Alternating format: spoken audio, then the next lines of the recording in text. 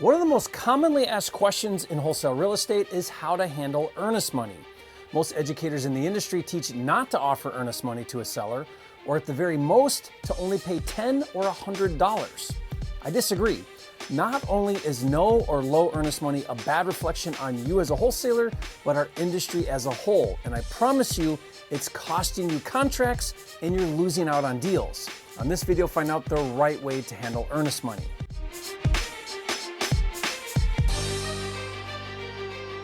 Now, if you don't know, earnest money is a good faith deposit provided by the buyer after the buyer and the seller execute a written purchase and sale agreement. The earnest money is usually held in escrow by the title or closing attorney until closing. If and when all of the contingencies in the contract are met, the earnest money becomes hard or non-refundable. Once earnest money goes hard, if the buyer doesn't perform according to the terms of the contract, he forfeits the earnest money to the seller. If the buyer does perform, the earnest money is applied towards the purchase at closing. Now, if the buyer signs his contract, the earnest money is refunded to the wholesaler at closing. Now, before we discuss if wholesalers should pay earnest money and how much, first let's look at the purpose and intent of earnest money. Earnest money exists as an insurance policy to the seller. It shows the buyer's commitment to the deal and it provides recourse to the seller. Put yourself in the seller's shoes for a minute. If you're the seller and you're about to sign a contract with a buyer and take your property off the market and not sell it to anyone else and make future plans with the proceeds and with your life, what assurance do you have that the buyer is committed to the deal and will actually perform? The buyer can sign whatever he wants. What happens if he doesn't come through? What recourse does the seller have if the buyer flakes out? Earnest money exists to give that seller assurance and recourse, and it exists to commit the buyer to the deal. By the way, this should make total sense to wholesalers. The same educators who teach not to pay earnest money or pay a very low earnest money also teach that when assigning your contract to a cash buyer, you should get a sizable non-refundable earnest money. After all, you don't want your buyer to flake out and leave you high and dry. So why is it okay for wholesalers to not pay a seller earnest money, but then require substantial earnest money from their buyers? Seems like a double standard. The reason is obvious. Many wholesalers want to enter into one-sided contracts with sellers where everything is in the wholesaler's favor with no risk at all, that give them total flexibility to back out of those contracts without any repercussions. I think that's a bad practice and one of the main reasons why wholesalers get a bad rap and why regulators are sweeping across the industry. Now let's talk about some legit concerns with earnest money and then how to use earnest money to create a competitive advantage in the market. First of all, you can't talk about earnest money without talking about contingencies. Contingencies in a contract are conditions that must be met, and if they're not met, the buyer legitimately has the right to terminate or cancel the contract. The most common contingency is an inspection contingency. An inspection contingency gives the buyer a specific amount of time to inspect the property.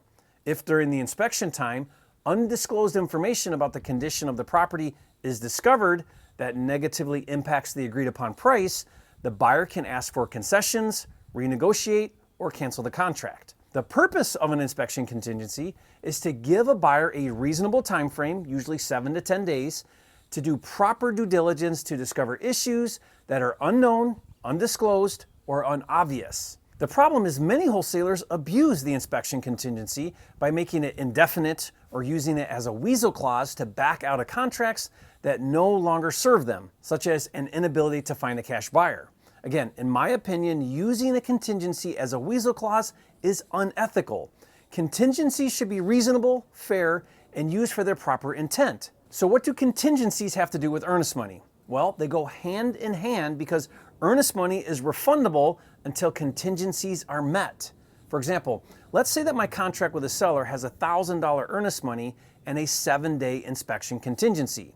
In that scenario, my $1,000 earnest money is refundable until after the 7 days.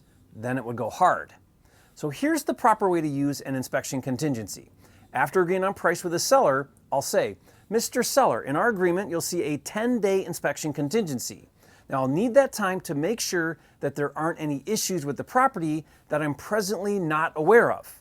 Now, we'll need access to the property, which I'll schedule with you.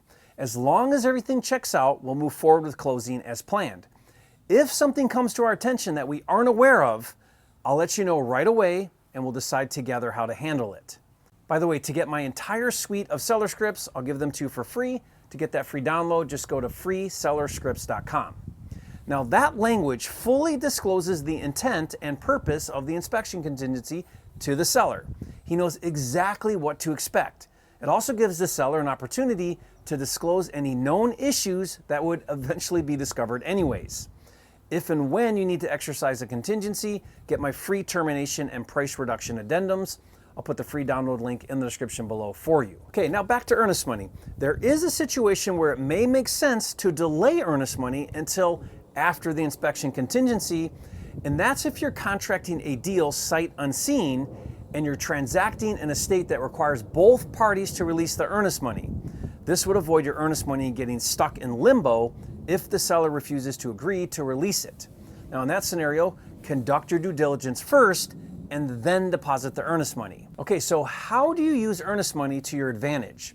Earnest money is a powerful negotiation tool because if used properly, it provides a lot of certainty to a seller, and with distressed real estate, certainty is often more important than price. Here's the rule of thumb. The bigger the earnest money, the stronger your offer. If all other terms are equal and the seller's comparing your offer with $100 earnest money and my offer with $1,000 earnest money, which offer do you think the seller will choose? I can't tell you how many times I talk to a seller, and after we discuss price, he says to me, I have a higher offer from another investor. To which I reply, really, that's great. Just curious, how much is the earnest money and are there any contingencies? Then the seller says, looks like there is a $10 earnest money and the inspection contingency is all the way until closing. Then I say, So in other words, no risk and zero commitment. That, sir, is not a real buyer. I'm willing to waive inspection and go hard today with non-refundable $5,000 in earnest money. That means if I don't close on time, you get to keep my earnest money. That's what a real buyer does. He commits to the deal. An offer with no commitment is not a real offer. Look, Mr. Seller, I realize my offer is $20,000 lower, but there's a reason that other offer is so much higher. That's a wholesaler, and if he can't find another buyer for more money, he'll walk from the deal. With my offer, you can rest assured I'll perform and close. If you decide to go with that other offer, keep my number and call me when that buyer flakes out and you're serious about getting it done. You see, a smart, successful wholesaler uses the terms of the contract to separate himself from the fly-by-night wannabe wholesalers. Can you get away with a $10 earnest money? Yes, you can. But will you lose out on deals if you go head-to-head with me or any other legit wholesaler? Yes. Having said that, what do you do if you don't have significant earnest money to offer sellers? Please do not ask me that question. Please, for the love of God, do not ask that question in the comments. Jerry, what do I do if I don't have $1,000 to $5,000 for earnest money? If you have to ask that question, you are not ready for wholesaling. Here's what you do. You freaking figure it out. You get a cash buyer to front it for you. You borrow it from your grandma or another investor. You deliver pizzas part-time until you have it. You rob a gas station or you offer your body for prostitution. I don't care. Actually, don't do that. Don't rob a bank. Or don't figure it out. I don't care. Keep offering $10 earnest money deposits, but don't bitch at me when you can't seem to get your offer accepted. You've been warned. Now, if your goal is to become a 6-figure and even a 7-figure investor wholesaling and flipping houses, check out my mentor program and community called Fast Track. It's by application and interview only. Go to fasttrackwithjerry.com and I'll see you on the next video.